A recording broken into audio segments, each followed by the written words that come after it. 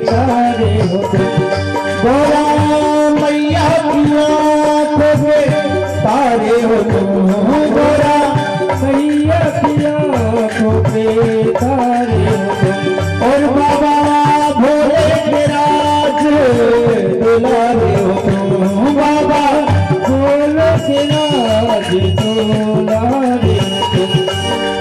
रिद्धि सिद्धि के तुम हो दाता और वेदों के हो तुम ज्ञाता, रिद्धि सिद्धि के तुम हो दाता और वेदों के हो तुम ज्ञाता। हम करें आपकी वंदना वंदना, हम करें आपकी वंदना। ओम नमो नमो नमो नमो नमः, ओम नमो नमो नमो नमो नमः, ओम नमो नमो नमो नमो नमः, ओम नमो नमो नमो नमो नमः। जय गणेश जय महादेव, जय गणेश हो, जय गणेश जय महादेव, जय गणेश जय महादेव, जय गणेश जय महादेव, जय गणेश जय महादेव।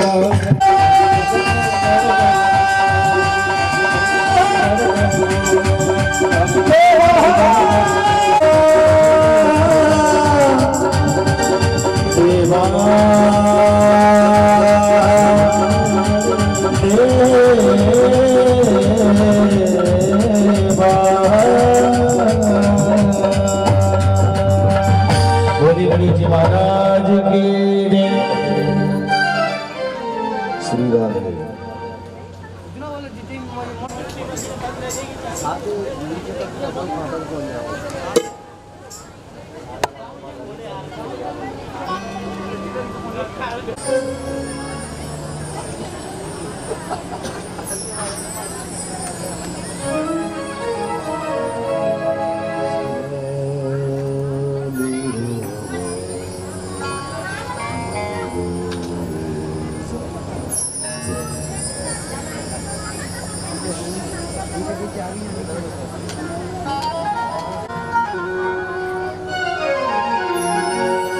हमारे आचार्य जी मुख्य यजमान जी से श्रीमद् भागवत महापुराण का पूजन करवाएं।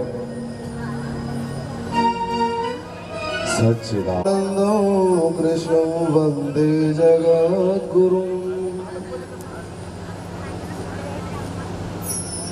करारविंदेन पदारविंदं मुखारविंदे विनिवेशयन्तं वटस्य पत्रस्य पुटे शयानौ बालं मुकुन्दं मनसा स्मरामि।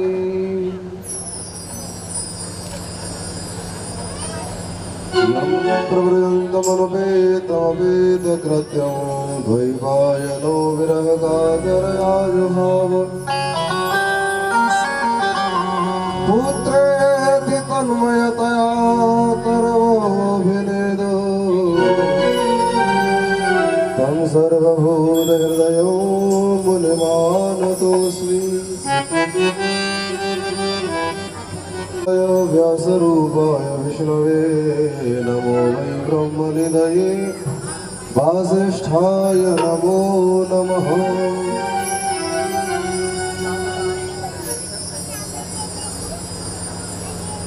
नमो ब्रह्मण्य देवाय गो ब्रह्मण्य हिताय च जगद्धिताय कृष्ण। करारविंदेन पदारविंदं मुखारविंदे विनिवेशयन्तं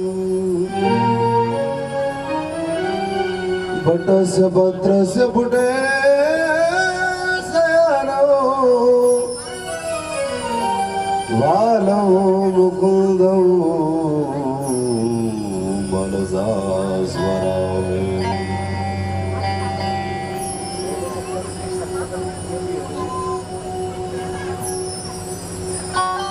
धरणीधरोऽहं विप्रप्रसादात् कमलावरोऽहं विप्रप्रसादात् अजिताजितोऽहं विप्रप्रसादात्।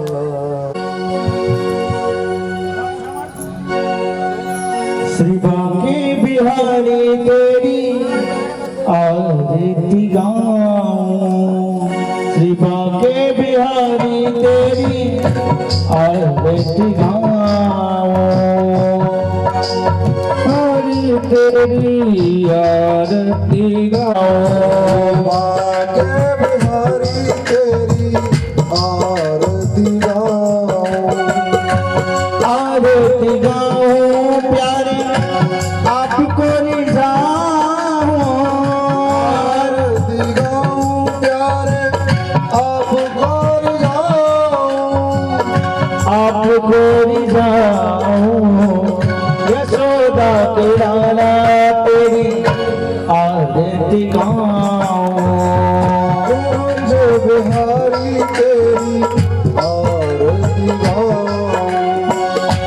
मोहे मुकुट तेरे शीश पे सोहे और मुकुट तेरे शीश पर सोहे प्यारी बंसी मेरो मन मोहे प्यारी बंसी मेरा मन मोहे मेरो मन मोहे देख छवि में बने हरि जाओ भाग्य बिहारी तेरी आरती गाओ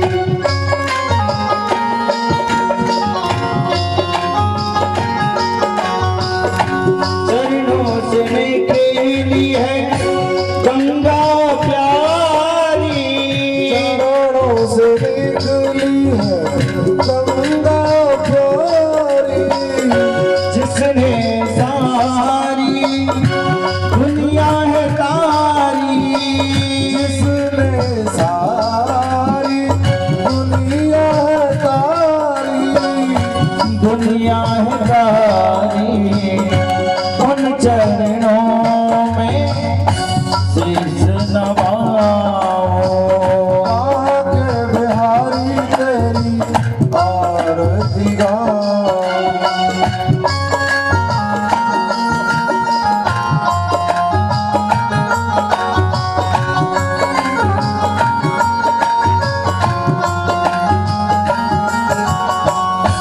व्यास दास के नाथ आपो व्यास दास के नाथ आप हो सुख दुख जीवन प्यारे साथ आप हो सुख दुख जीवन प्यारे साथ आप हो साथ आप हो श्री चरणों में मन को लगाओ भाग्य बिहारी तेरी आरती गाओ श्री हरिदास के प्यारे तुम हो श्री हरिदास के प्यारे तुम हो मेरे मोहन जीवन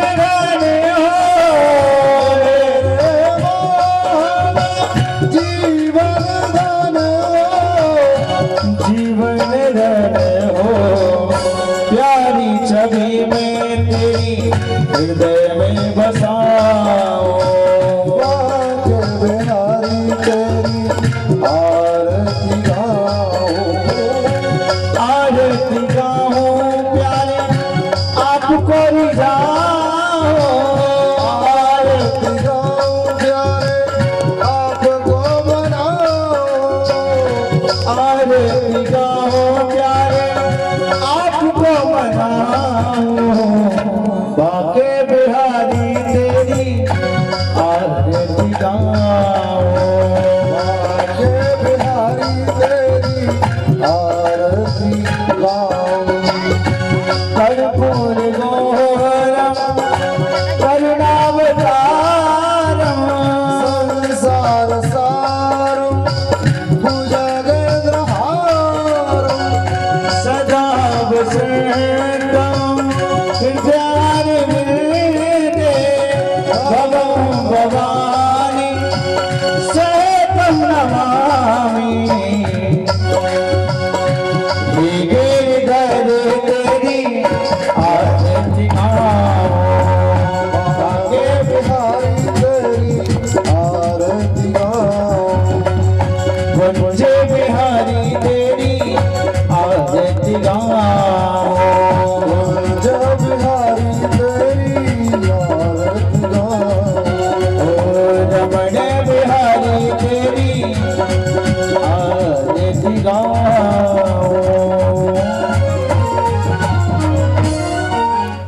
जलसेभ्यो नमः।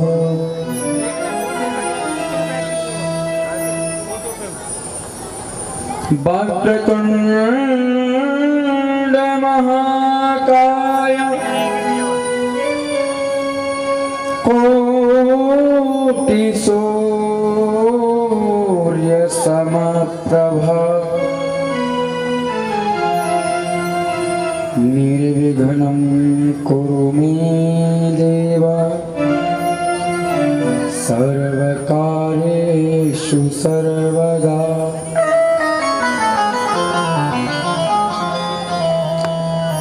सच्चिदानंद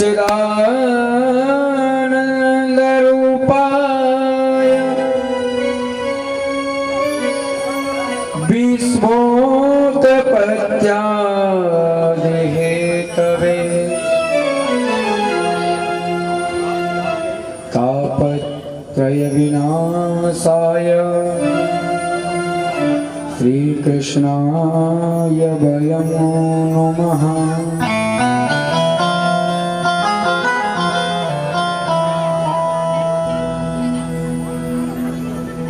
गौराङ्गमरसमयं नित्यं रसाचार्यरसोत्सुकं श्रीरामहर्षणदेवाख्यं सद्गुरुं प्रणमाम्यहम्।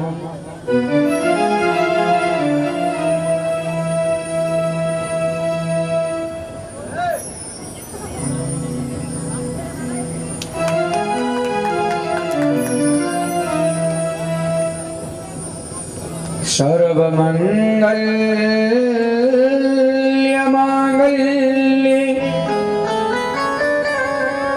शिवे सर्वार्थ साधिके शरण्ये त्र्यंबके गौरी नारायणी नमोस्तुते।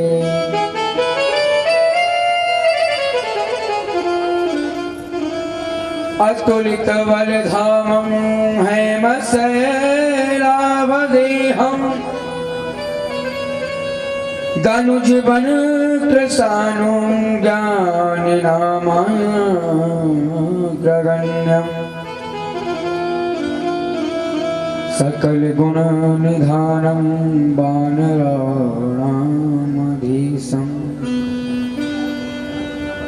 श्री रघुपति प्रिय भक्तं बात जातं नमामि।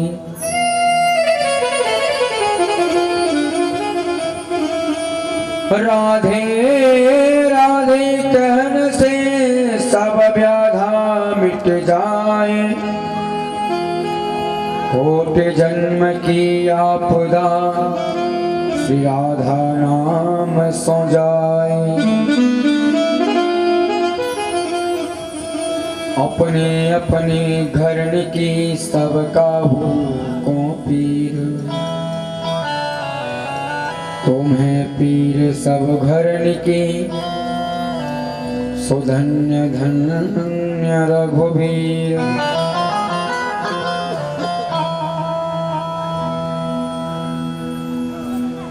चलती चाकी देख के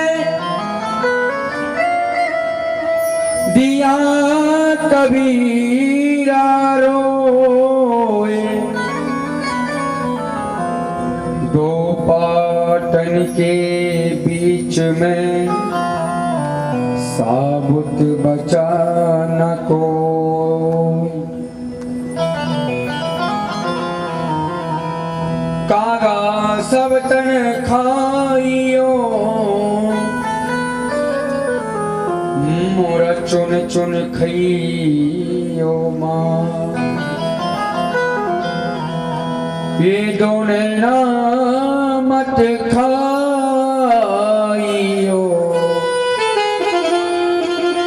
इन्हें शाम मिलन किया।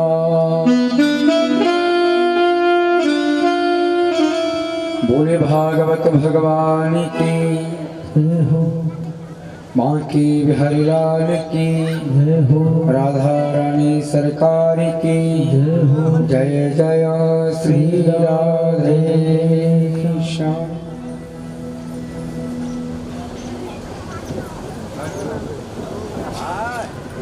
परम मंगल में परात्पर अखिलेश्वर अकारण करुणा बरुणालय भक्त वांछा कल्प करूं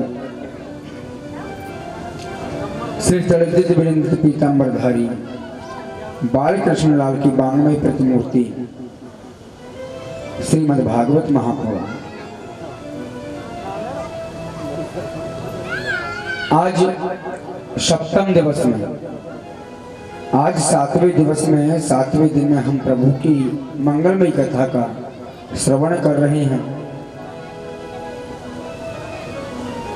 पर बहुत आनंद आया, 6 दिनों तक बहुत आनंद आया और आज सप्तम दिवस में बहुत सब मिलकर आनंद लेंगे।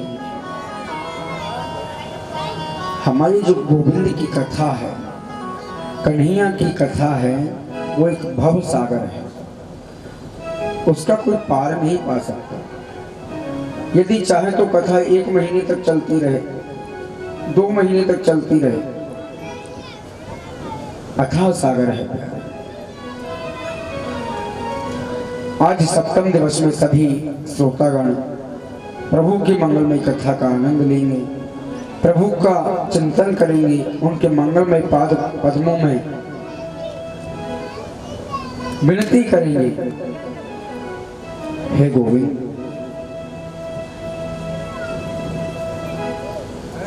आज जो सप्तम दिवस में हम आपकी कथा का श्रवण कर रहे हैं, तो आपकी इस कथा में हमारी इस तरह रुचि हो जाए जैसे एक पिंजरे में मैना फंस जाती है, उसी प्रकार आपके चरण रूपी पिंजरे में हमारा मन फंस जाए। तो आइए कथा से पूर्व ही अपनी मन और वाणी को पवित्र करने के लिए 2 मिनट का हरिनाम संकीर्तन, उसके पश्चात प्रभु की मंगलमय कथा का श्रवण करें। हो जय राधे राधे गोविंद गोविंद राधे, जय राधे राधे गोविंद जय राधे राधे गोविंद गोविंद राधे, जय राधे राधे गोविंद गोविंद राधे, गोविंद राधे गोपाल राधे, गोविंद राधे गोपाल राधे, गोविंद राधे गोपाल राधे, गोविंद राधे गोपाल राधे, गोविंद राधे गोपाल राधे, गोविंद सत्याजित के मन में न जाने कौन कौन सी बातें उठ रही हैं।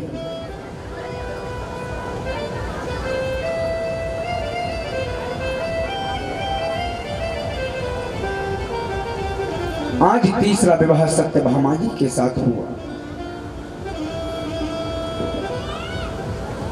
और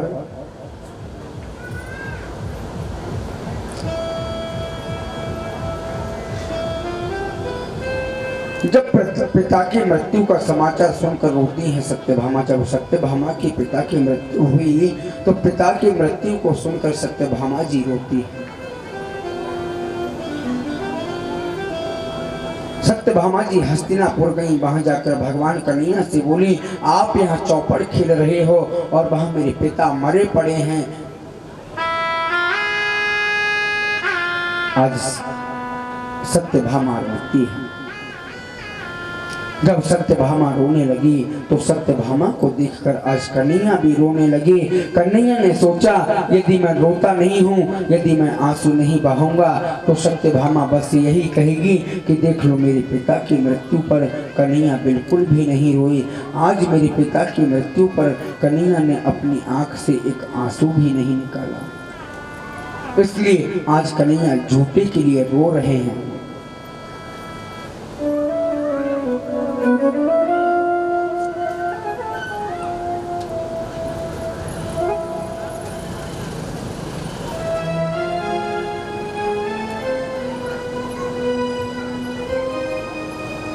अहम देवस्य सवितुर्दहिता पतिमीक्षति विष्णुं वरेण्यं वरदं तपः परममा स्थिता।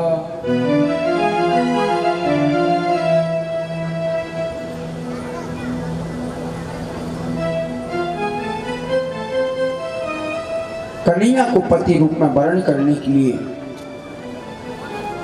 एक स्त्री यमुना किनारे बैठी हुई है, तपस्या करती है। सांवली सलोनी नारी को जब देखा, यमुना किनारे परम सुंदरी एक स्त्री बैठी थी, एकदम समाधि धारण किए अर्जुन वहां उतर के गए और अर्जुन ने उस नारी को पूछा आप कौन हो और आप यहाँ क्यों बैठी हो? तो उस परम सुंदरी नारी ने कहा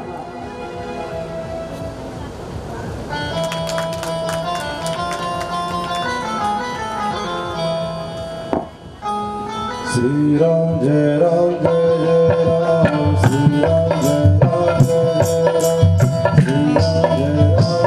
जय राम, श्री राम जय राम जय राम, श्री राम जय राम जय राम, श्री राम जय राम जय राम, श्री राम जय राम जय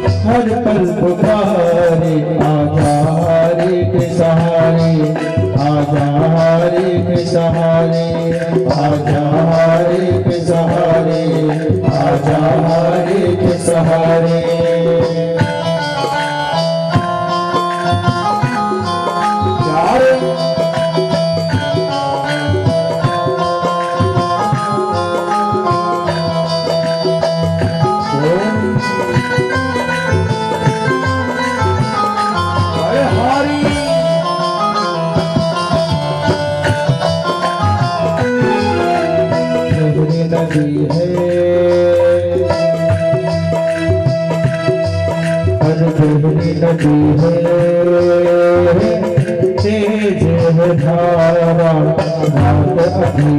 जय माझी बन करके तू ही तो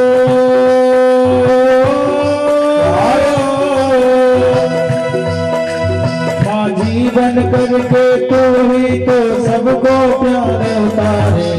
आजा हरि के सहारे, आजा हरि के सहारे, आजा हरि के सहारे, आजा हरि के सहारे।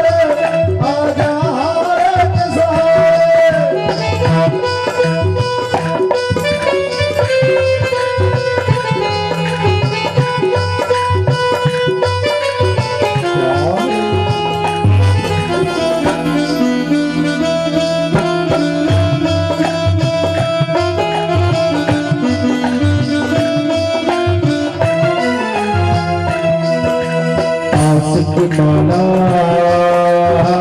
टूट गई है, शायद किस्मत रूठ गई है, शायद किस्मत रूठ गई है। बड़े हो गए जोते अपने, बड़े हो गए जोते अपने, हम अपनों से हारे। आजा हारे के सहारे, आजा हारे के सहारे, आजा हारे के सहारे, आजा हारे के सहारे।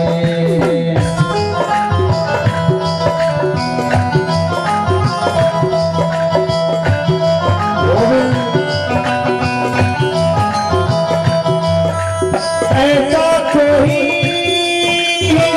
नजर न आए जो इस दिल को धीर बनाए, जो इस दिल को धीर बनाए।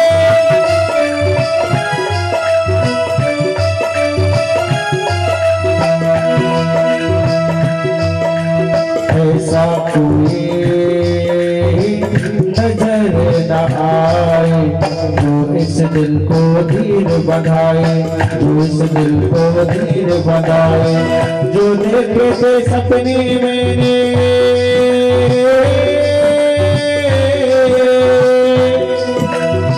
जो देखे थे सपने मैंने, चोर हो गए सारे।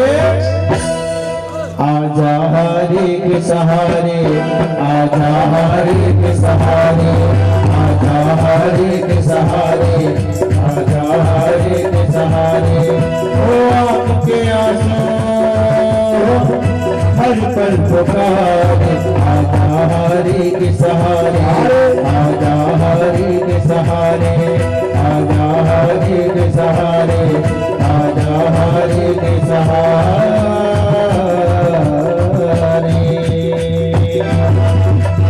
बोलिए खाटू नरेश की जय, जय जय श्री राधेश्याम। आजा हारे के सहारे, आजा हारे के सहारे।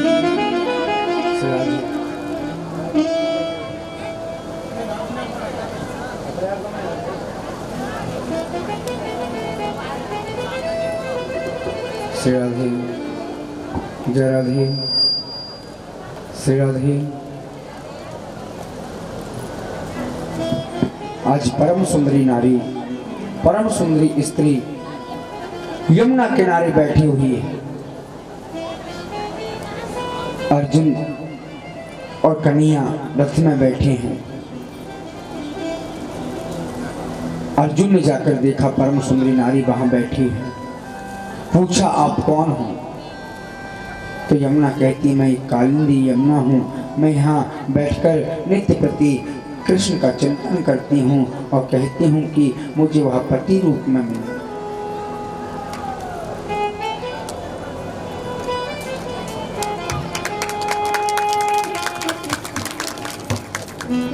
मुझे वह पति रूप में मिले।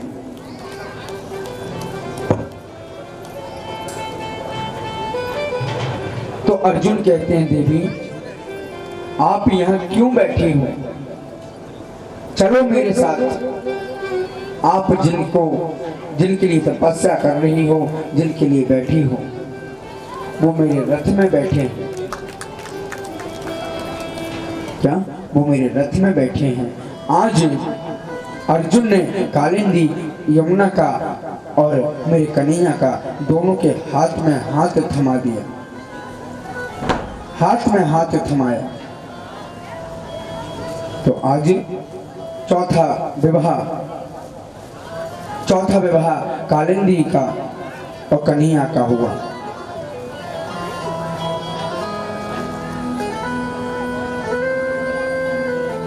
बिंद और अरविंद नाम के राजा हैं। उनकी परम सुंदरी लाडली बहन का नाम है मित्रवृंदा। आज मित्रवृंदा का 5वां विवाह गोविंद के साथ हुआ।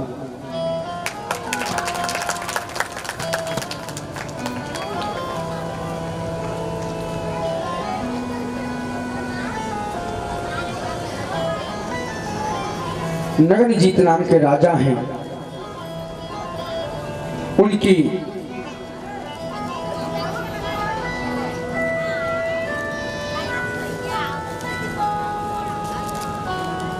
एक बेटी है, उसका नाम है सत्या। आज छठवां विवाह कन्हैया का सत्या के साथ में हो।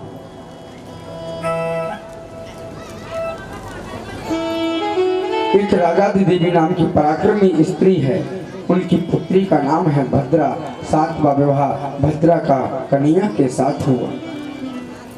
मध्य देश के राजा की बिटिया का नाम है लक्ष्मणा। आज आठवां विवाह कन्हैया का लक्ष्मणा से हुआ। आज भौमासुर ने अपना बल का दुरुपयोग करते हुए, अपने बल का दुरुपयोग करते हैं। भौमासुर ने अपने बल का दुरुपयोग किया, बड़े बड़े राजघरानों में जाता और राजकुमारियों का हरण करके ले आता।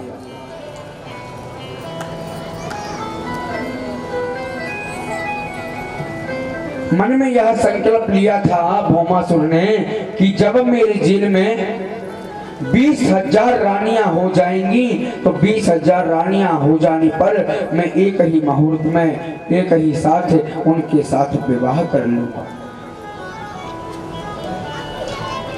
16,100 राजकुमारियों को उसने बंदी बनाया। भगवान के पास सूचना गई और देवताओं ने कहा, क्योंकि देवताओं की माता अदिति के कुंडल और वरुण का छत्र भी उसने चुराया था। भगवान सत्यभामा को लेकर भौमासुर के पास गए। बड़ा विचित्र युद्ध उसके साथ में छिड़ गया। भौमासुर कृष्ण के हाथों मारा गया और मेरे प्रभु ने भौमासुर के कारागृह में प्रवेश किया तो कारागृह में 16,100 राजकुमारियों को देखा। मेरे गोविंद ने उन 16,100 रानियों को भौमासुर की जेल में से बंदी गृह से मुक्त कराया।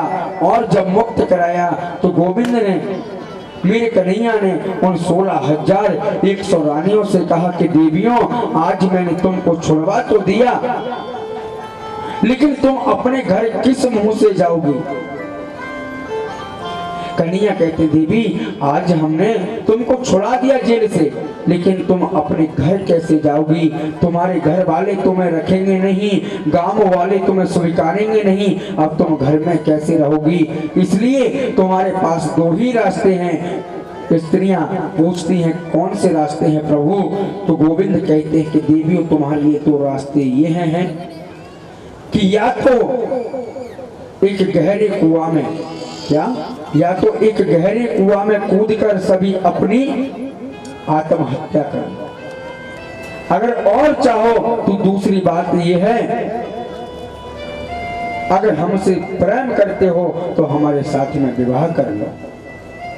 कन्हैया कह रहे हैं 16,100 रानियों से, अगर तुम्हारी इच्छा हो तो आप हमारे साथ में विवाह कर सकती हो। इसलिए उन स्त्रियों ने कुछ नहीं सोचा और बिना विचारे कन्हैया को कह दिया कि कन्हैया, हमें आपकी बात तो स्वीकार है और हम आपके साथ में विवाह करेंगे। आज कन्हैया ने एक ही मुहूर्त में, क्या, एक ही मुहूर्त में 16,100 रानियों के साथ में विवाह कर लिया।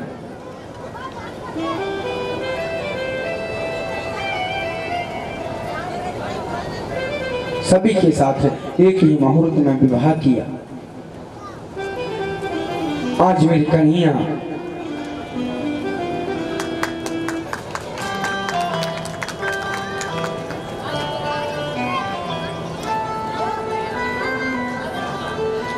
अपनी 16,108 रानियों के साथ में कन्हैया बड़े खुशहाल जीवन व्यतीत कर रहे हैं अपने महलों में।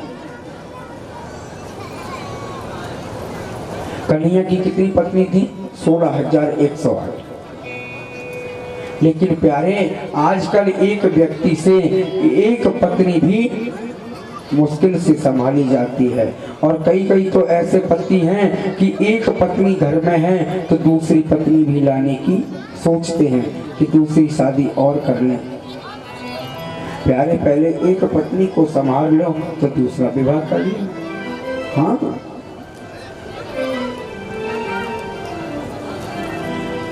लेकिन आज कन्हैया अपनी 16,108 रानियों के साथ में बड़ा खुशहाल जीवन व्यतीत कर रहे हैं।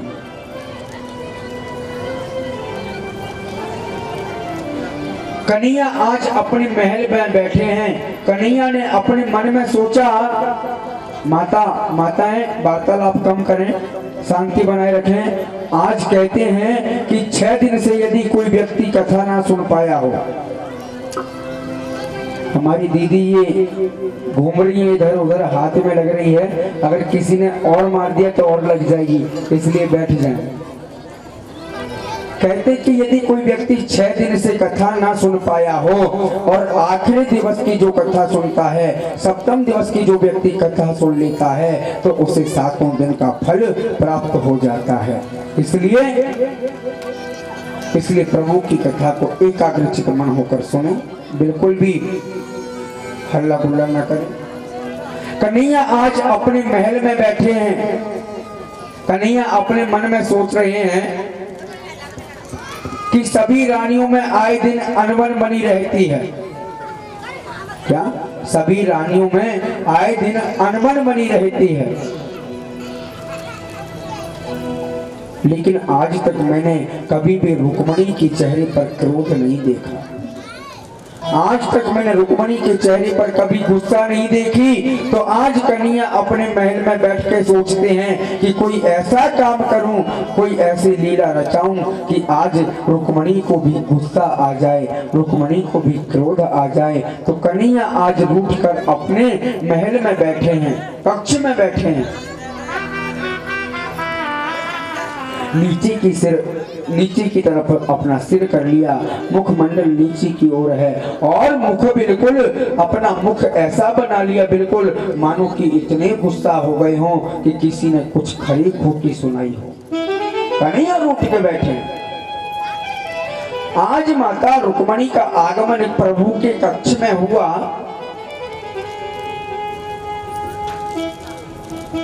रुक्मणी महारानी आई। रुक्मणी महारानी ने कन्हैया की शकल को देखा तो शकल पे 12 बज रहे हैं। हाँ? रुक्मणी जी ने पूछा, गोविंद कन्हैया क्या हुआ?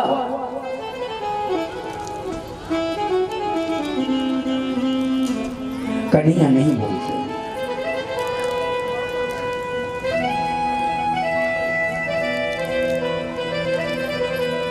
आज रुक्मणी कन्हैया को पंखा झल रही हैं, हवा कर रही हैं। फिर दोबारा पूछा, कन्हैया बताओ ना क्या हुआ, बताते क्यों नहीं हो? लेकिन कन्हैया नहीं बोलते,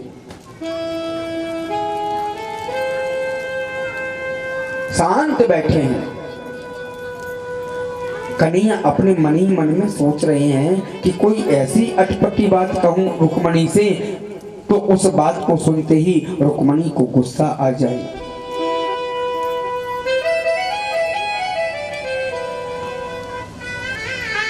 मेरे गोविंद ने रुक्मणी को देखा। रुक्मणी बोले, भगवान आज आप इतने उदास क्यों हो? कन्हैया कहते हैं, रुक्मणी ऐसी तो कोई खास बात नहीं है, यदि तुम पूछती हो तो चलो मैं बता देता हूँ।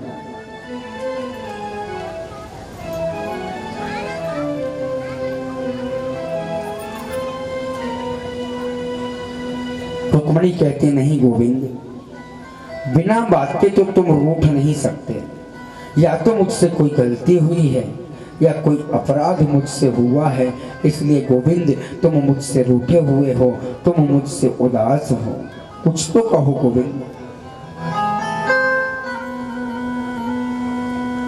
कन्हैया कहते हैं, रुक्मणी तुम्हारी एक गलती हो तो बताऊं, 2 गलती हो तो बताऊं, तुम गलती पे गलती करती जाती हो और पूछती हो कि हमारी क्या गलती है।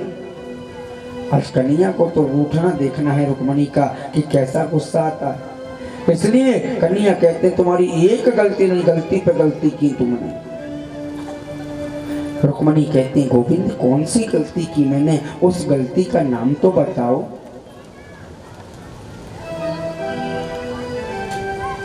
राजपुत्री सीता भूपे लोकपाल विभूति महानुभावे श्रीमद् बलोर्जित है। कन्हैया कहते रुक्मणी पहली गलती तो तुमने ये की कि मेरे साथ में विवाह किया। हाँ पहली गलती है तुम्हारी। रुक्मणी तुमने देखा नहीं, तुम्हारे लिए जब तुम्हारी शादी हो रही थी तो तुम्हारे लिए बड़े बड़े राजा सज सज के आए थे, बड़े बड़े राजघरानों के पुत्र आए थे राजा बन के। तुमने उन सुंदर सुंदर राजकुमारों को त्याग कर मुझे ही क्यों अपनाया? मेरे साथ विवाह क्यों किया? मेरे साथ विवाह नहीं करना था।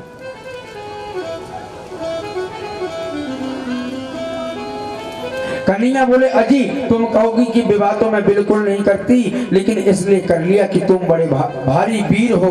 यहाँ तो गड़बड़ है, क्योंकि राजाभ्यो बिभ्यतः शुभ्रो समुद्रम शरणम गतान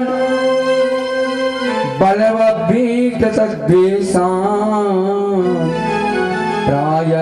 प्रायस्तक्केन पासना।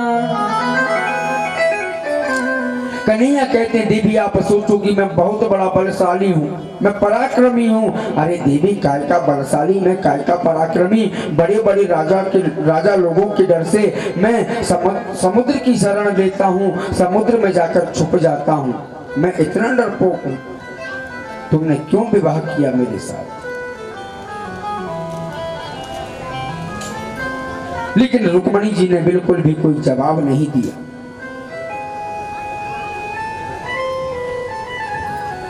प्रभु ने फिर कहा रुक्मणी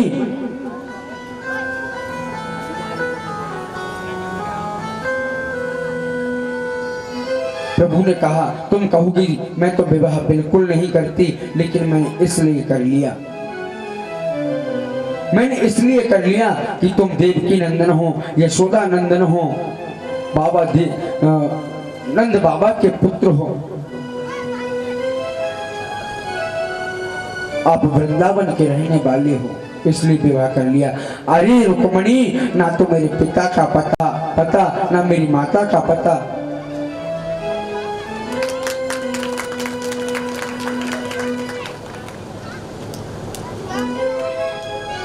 ना मेरी माता का पता, ना पिता का पता, ना भाई का पता, ना बंधु का पता। इसलिए देवी तुमने मुझसे विवाह क्यों किया?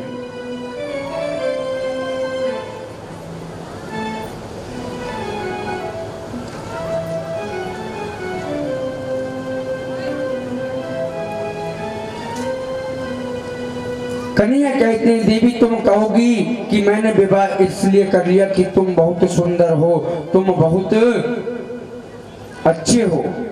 अरे देवी मैं कहाँ सुंदर हूँ, मैं कहाँ अच्छा हूँ? मैंने देखो जन्म लिया तो काली रात में लिया, दूध पिया तो काली गाय का पिया है, और मेरा खुद जो शरीर है वो काला है, तो मैं कहाँ से अच्छा हूँ? तो कन्हैया गोपियों ने कहा था ना कन्हैया से क्या, जरा इतना बता दे कान्हा। आगे तेरा रंग काला, जरा इतना बता दे कान्हा, तेरा रंग काला क्यों? इतना बता दे कान्हा, तेरा रंग काला क्यों? जरा इतना बता दे कान्हा, तेरा रंग काला क्यों? जरा इतना बता दे कान्हा, तेरा रंग काला क्यों? यारे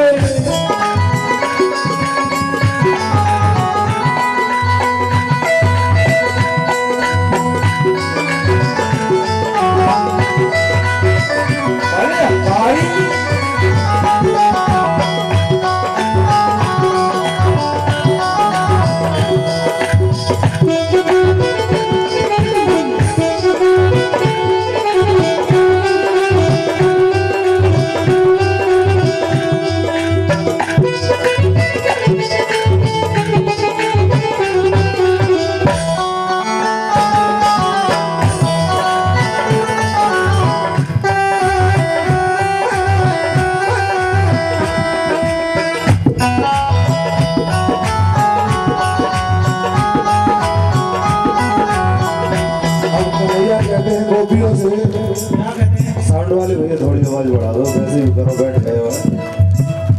मैंने काली रात को जन्म लिया, मैंने काली रात को जन्म लिया, और काली गाय का दूध पिया, और काली गाय का दूध पिया। मेरी कमली भी काली, इसलिए काला हूँ। जरा इतना बता दे जाना, तेरा रंग काला क्यों? काला होकर भी जग से निराला क्यों? काला होकर भी जग से निराला क्यों?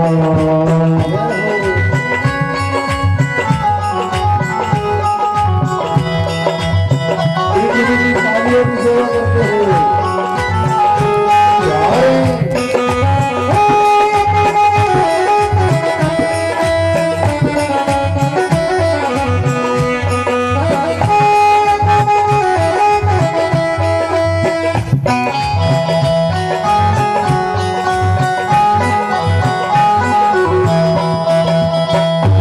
धन्यवाद मेरी माता।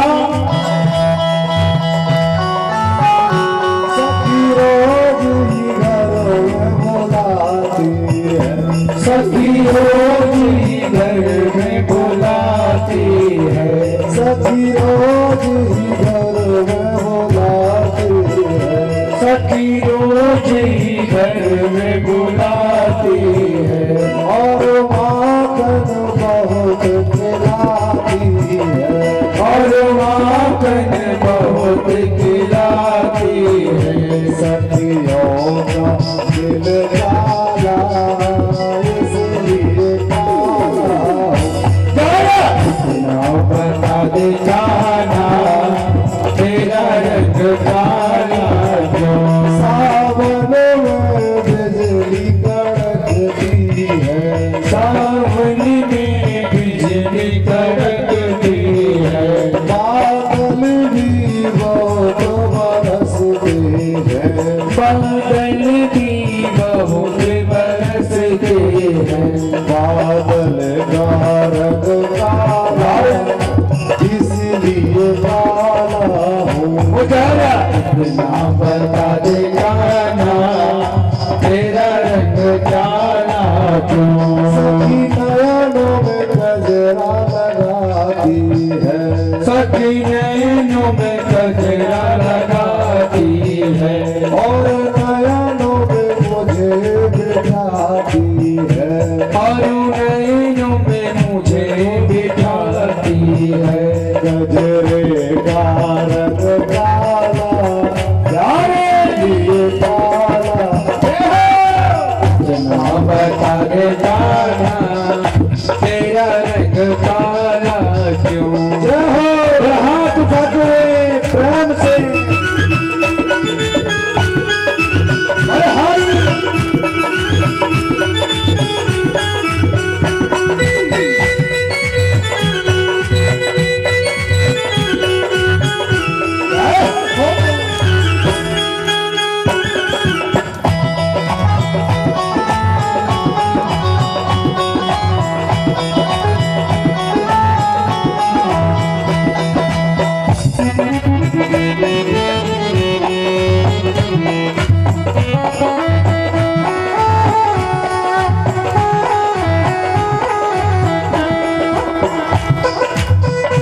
मैंने काली नाग पर नाच किया, मैंने काली नाग पर नाच किया, और काली नाग को नख दिया, और काली नाग को नाच दिया।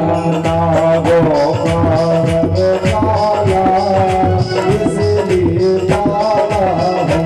उजाला इतना बता दे जाना, तेरा रंग काला क्यों? इतना बता दे जाना, तेरा रंग काला क्यों? इतना बता दे जाना, तेरा रंग काला क्यों? जरा हो कर भी जग से गिरा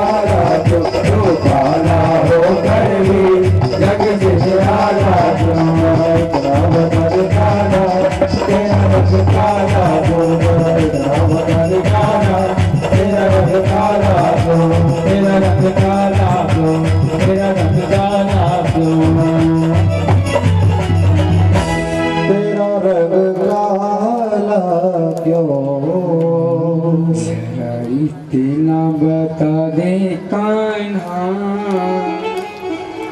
तेरा रंग काला क्यों। कन्हैया कहते हैं रुक्मणी, अगर तुम कहोगी कि मैं सुंदर हूं, मैं गोरा हूं, मैं प्यारा हूं, तो इसलिए तुमने मुझसे विवाह कर लिया।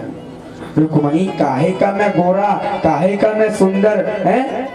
मैंने तो काली रात में जन्म लियो, काली गाय को दूध पियो और काली गाय को नथनी कियो, बाको मैंने मारियो। प्यारे, जब कन्हैया ने रुक्मणी को ऐसी ऐसी बात कही, फिर भी रुक्मणी को क्रोध नहीं आया, फिर भी रुक्मणी को गुस्सा नहीं आया। तो कन्हैया ने मन में सोचा कि रुक्मणी को अभी क्रोध नहीं आया, तो कुछ ऐसी बात कहूं तो रुक्मणी को जल्दी क्रोध आ जाए।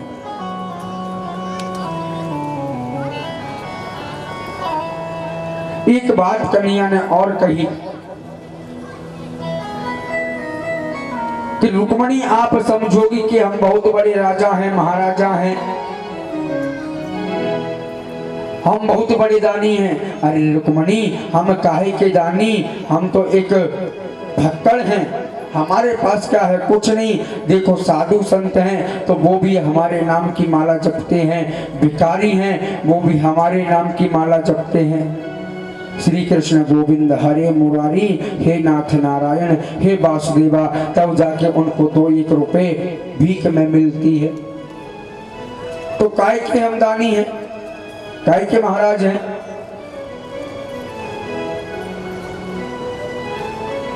हम वृंदावन में रहे, अपने ग्वालन के संग गोपिन के घर में जाके हमने माखन चुरायो, चोरी करी, बंदर को खूब लुटायो। तो जो हमारे वृंदावन के बंदर हैं, बंदर सेना, तो वृंदावन में कभी भी जाना तो देखना कि यदि अपन चश्मा लगाए हुए हों या हाथ में मोबाइल लेके रखे पकड़े हों या कोई हाथ में किट या पॉकेट या पर्स वगैरह कुछ भी हो, तो प्यारे उस चीज को बहुत ही संभाल कर रखना पड़ता है। अगर हमारी आंखों में चश्मा लगा है तो एक ही झटके में ये नहीं पता चलेगा कि तुम्हारा चश्मा कहाँ गया। फिर उनकी खासियत और है, यदि उन बंदरों पर से हमको चश्मा छुड़वाना हो तो उनके लिए अपन को एक काम करना होगा। कौन सा काम? अपन उनको केला देंगे तो नहीं लेंगे, कोई फल देंगे तो नहीं लेंगे, अपन पेड़ा डालेंगे उनको तो बंदर नहीं लेंगे, लेकिन अपन ने उनको 10 रुपए वाली फ्रूटी डाल दी ना तो फ्रूटी तुरंत पकड़ लेंगे और चश्मा नीचे गिरा देंगे और फिर उस फ्रूटी को बड़ी जोर से बड़ी स्वाद लेके पीते हैं। और एक दूसरा भाव और प्रकट होता है इसमें कि बंदर उन व्यक्तियों का चश्मा क्यों निकालते हैं। अगर समझ में आ गई हो तो ठीक है और नहीं आई हो तो बताते हैं कि बंदर उन भक्तों की आंखों से चश्मा क्यों निकालते हैं। तो सुनिए, यदि कोई भक्त बिहारी जी के दर्शन करने जाता है तो बिहारी जी सोचते हैं कि बताओ, मैंने इस व्यक्ति को, इस मनुष्य को इतनी सुंदर सुंदर 2 आंखें दी हैं तो उन आंखों के सामने भी 2 आंख अपनी अलग से लगा के लाया है और मेरा दर्शन करना चाहता है।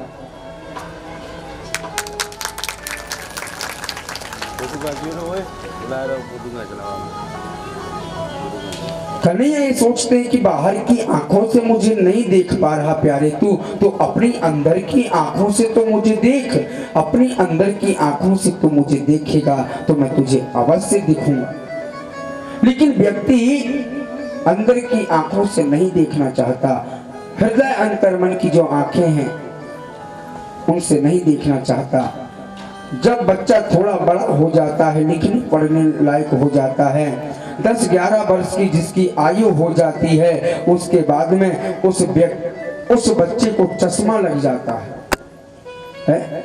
11-12 वर्ष की उम्र में ही अब बच्चों के चश्मा लगने लग गया। तो बंदर भी यही सोचते हैं कि प्यारे तुम दर्शन करने आ रहे हो या पाप करने आ रहे हो।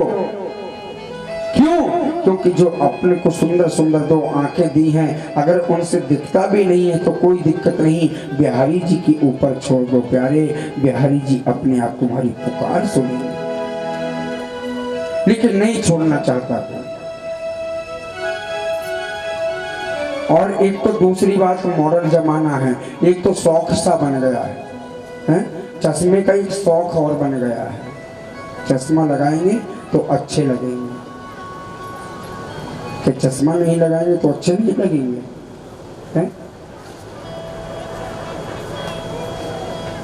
चश्मा जरूरी कब है? जब अपन को कोई प्रॉब्लम आती है, कोई दिक्कत आती है, अपन कोई पुस्तक पढ़ रहे हो, यदि अपना सिर चकरा रहा हो, आंखों में धुंधलापन हो या आंसू आ रहे हो, कम दिख रहा हो, तो चश्मा लगाना अति आवश्यक है।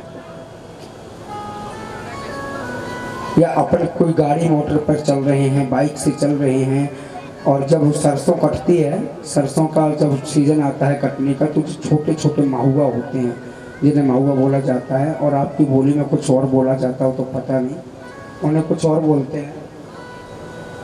हाँ, उनको एक चैपा और बोलते हैं, चैपा। तो प्यारे, आए दिन जब वह सरसों कटती हैं, उड़ते हैं सड़कों पे, तो आए दिन अधिकतर उन्हीं की वजह से आए दिन एक्सीडेंट ज़्यादा हो जाते हैं। एक्सीडेंट ज़्यादा हो जाते। क्यों? क्योंकि जब वो आँख में घुसता है, व्यक्ति जब उसे निकालने को होता है, तो हाईवे पे पता नहीं चलता कि सामने से कब गाड़ी आ जाए और कब अपन को टक्कर मार के चली जाए। इसलिए उस समय अति आवश्यक क्या है? अपने लिए हेलमेट और दूसरा चश्मा। हेलमेट जरूरी है। तो जिस समय जिस चीज की जरूरत पड़े उसी समय उसका उपयोग करो, अन्यथा मत करो।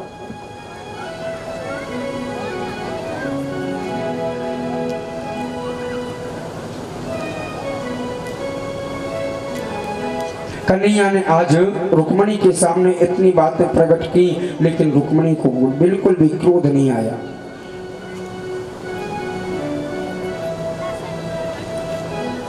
लेकिन इतनी बात कहते कहते गोविंद ने एक ऐसी बात कह डाली, तो रुक्मणी को इतनी जल्दी बिल्कुल क्रोध तो नहीं आया, लेकिन रुक्मणी